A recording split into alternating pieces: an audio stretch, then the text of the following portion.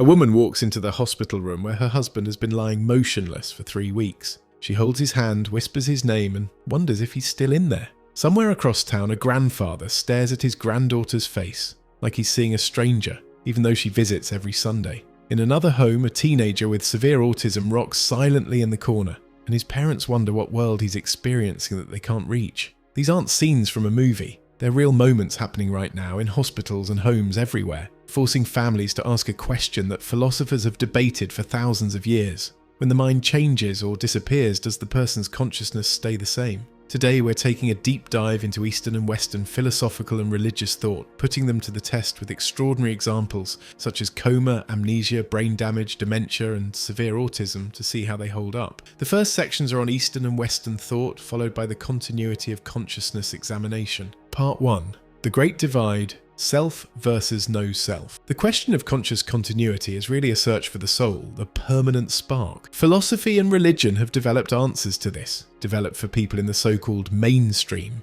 On one side, from the Eastern world, you have the tradition of Hinduism. Here they give you a solid, unchanging answer in the form of the ātman. Think of the ātman as your eternal self, the true you, your everyday consciousness. When the body gets worn out and finally dies, the ātman doesn't just vanish into thin air. It carries the weight of your actions, your karma, and is reincarnated, samsara, into a new body. The continuity is preserved in this spiritual essence. The only time this conscious continuity ends is when you achieve the ultimate goal, moksha, or liberation. This is where the ātman realizes it's not actually a separate, tiny soul, but is identical to the ultimate universal reality Brahman. Directly challenging this concept is Buddhism. The Buddha taught the doctrine of ātman, which literally means no self. They explicitly reject the idea of a permanent, eternal self like the ātman. Instead, they say a person is simply a collection of 5 changing things, or skandhas, including your physical form, your feelings, your perceptions, your mental habits, and your moment-to-moment consciousness. So, what continues? The answer is a bit like a flame passed from one candle to the next. It continues until the cycle of rebirth ends with the ultimate calm of nirvana. Part 2, the West mind-body puzzle. Meanwhile, on the other side of the world, Western philosophy and religion were also trying to solve the puzzle, but, through a different lens. The Western framework is dominated by dualism, most famously articulated by the French philosopher René Descartes. The core idea here is the separation of mind and body. Your consciousness or mind is a non-physical substance, the immortal soul, that is totally distinct from your physical, perishable body. This separation is the linchpin for conscious continuity, especially after death. Descartes' famous line, "I think, therefore I am," argues for the existence of an enduring soul. This dualistic view is the foundation for most classical Christian traditions. They believe the soul is an immortal conscious essence. When the body dies, the soul doesn't just vanish. It goes to either heaven or hell for eternity. The Islamic tradition holds a similar view, positing the ruh, soul, as a spiritual non-physical entity. When a person dies, the soul continues to exist in an intermediate state called barzakh, retaining consciousness while awaiting the day of judgment. The continuity is secured by a divine decree that guarantees the soul's independent existence. And then you have the direct counter to all this. Physicalism. This view is straightforward and it's the dominant framework in most modern science. It asserts that consciousness is a physical phenomenon, pure and simple. It's a complex dance of electrical and biochemical signals in the brain. For a physicalist, the answer to continuity is blunt. When the brain dies and ceases to function, consciousness ends with it. From this perspective, the very feeling of a continuous personal identity is an illusion. Part 3. The question nobody wants to ask. Now let's put Eastern and Western thought to the test. We spend most of our lives assuming we're continuous. You go to sleep as yourself and wake up as yourself. You make a promise today and you're expected to keep it tomorrow because you're still you. But what happens when something goes terribly wrong? What happens when consciousness, that invisible thread that makes you feel like a single person moving through time, gets tangled or cut or rewoven into something unrecognizable? Part 4. When someone's there but not there. Let's talk about coma first, because nothing challenges our ideas about consciousness quite like seeing someone whose body is alive but whose mind has gone somewhere we can't follow. A coma isn't sleep. When you sleep, your brain is actually incredibly busy, cycling through stages, processing memories, dreaming. In a coma, it's like someone turned the volume down so low you can barely detect anything happening at all. This is where families face impossible questions. If you believe in an eternal soul like Hindu, Christian or Muslim traditions teach, then your loved one is definitely still there, unchanged and whole, just unable to express themselves. Many families talk to coma patients, play their favourite music, tell them about their day, because they believe consciousness is listening even if it can't respond. But what if consciousness is just brain activity like physicalism suggests? Then a coma might mean consciousness has actually stopped or reduced to almost nothing. Some neuroscientists point out that different types of comas show different levels of brain activity, and some patients report fragmentary awareness after waking up while others report nothing, a complete blank. The really scary part comes if someone wakes up after months or years in a coma. Are they the same person picking up where they left off? Or has so much changed in their brain that they're starting fresh?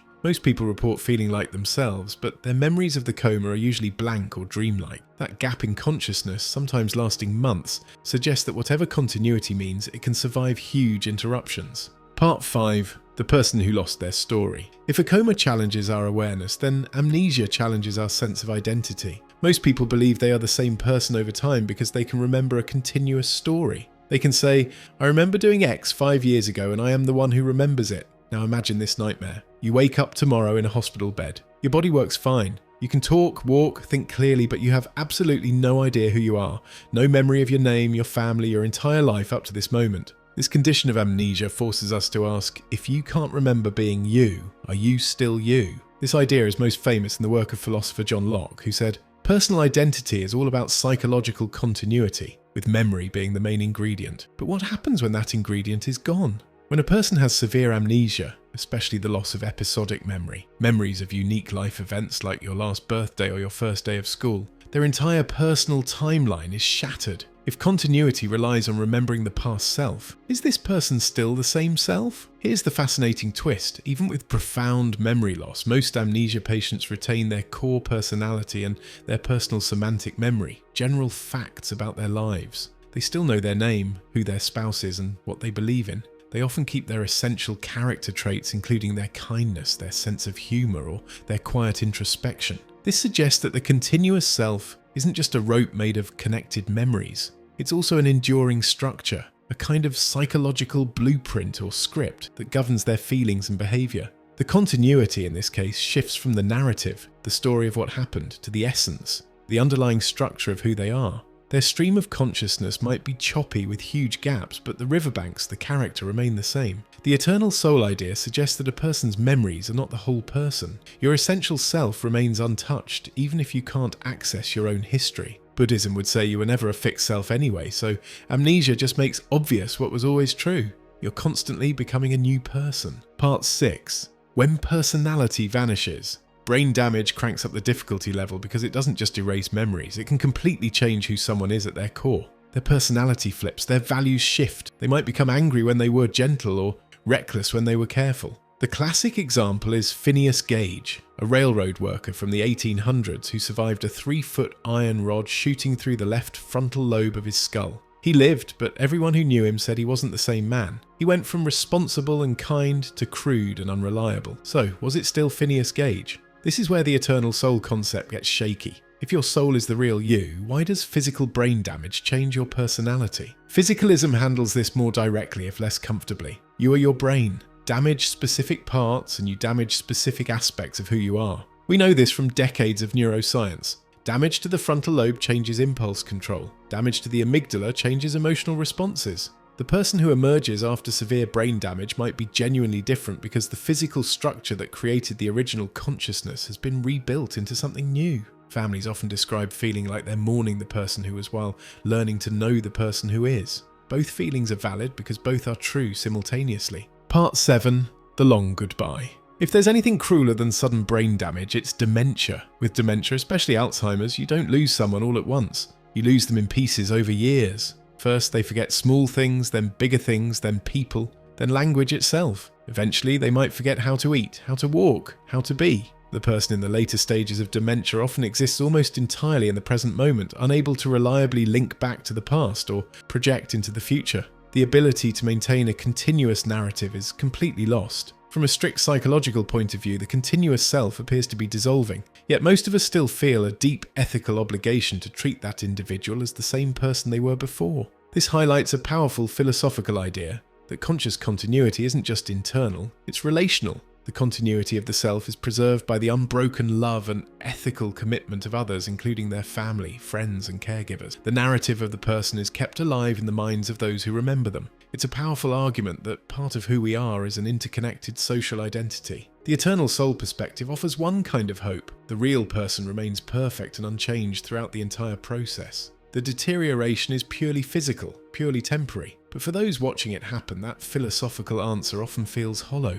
When your mother doesn't know your name, when your husband forgets he was ever married, the eternal soul feels irrelevant. The person you could talk to, laugh with, share life with is disappearing. The practical question families face is whether to keep relating to the person as they were or accept them as they are. Do you correct your mother when she thinks you're her sister, or do you play along? These aren't philosophical questions anymore. They're daily choices about how to love someone whose consciousness is fragmenting before your eyes. Part 8. The different world inside. Severe autism spectrum disorder, ASD, presents a totally different challenge because it's not about losing consciousness. It's about consciousness working fundamentally differently from the start. A person with severe autism might not communicate in any way we recognize. They might have completely different sensory experiences where lights are painfully bright and soft sounds feel like screams. They might not develop speech or seem to understand language. The big question is, does their consciousness continue differently, or are we just failing to access it? This matters enormously for how we treat autistic people. If we assume they're not conscious in meaningful ways, we might not respect their personhood. But if we assume they have full, rich, conscious experience we simply can't access, we're obligated to treat them with dignity. All our traditional frameworks stumble here because they were developed by neurotypical people assuming mainstream neurotypical consciousness. The eternal soul concept would say, autistic people have souls just as valid and complete as anyone else's. Buddhism's flexible view suggests that if consciousness is a stream that flows differently for everyone, autistic consciousness is just a different flow pattern. Some autistic writers who can communicate describe their experience as intensely present without the constant narrative self-talk that neurotypical people have. Physicalism simply acknowledges that different brain structures create different conscious experiences. An autistic person's consciousness is just as continuous and valid as anyone else's, just different in its content and structure. The challenge for families is living with someone whose conscious world they can't fully access. Parents of non-verbal autistic children describe learning to read subtle cues, to understand that silence doesn't mean absence. Part 9. What this all means. So after looking at all these conditions, what have we learned about consciousness and continuity? Mainly that it's more complicated than any single tradition understood. The eternal soul idea preserves continuity beautifully, but struggles to explain why physical changes affect supposedly non-physical consciousness. Buddhism adapts to change gracefully, but offers little comfort about personal survival through trauma. Physicalism explains the most, but admits that consciousness can genuinely transform or end during life, which is terrifying. Maybe the truth is that consciousness is both more resilient and more fragile than we thought. People can survive massive brain damage and still feel like themselves. They can wake from years-long comas and pick up their identity again, but push far enough, change enough of the physical structure, and something fractures. The thread of continuity either snaps or transforms into something so different we're not sure whether to call them the same person anymore. For families dealing with these conditions, the philosophical debate probably matters less than the practical reality. They have to decide every day whether they're still relating to the same person or learning to know someone new. They have to choose whether to grieve who was lost or celebrate who remains. The mystery hasn't been solved by thousands of years of philosophy and religion, and it certainly won't be solved here, but maybe what matters more than having the right answer is how we treat people whose consciousness challenges our assumptions. Whether it's an eternal soul trapped in a failing body, a stream of consciousness flowing in an unusual direction, or brain activity generating experience we can't access. The person deserves respect, care, and love. That much at least doesn't require solving the mystery of conscious continuity.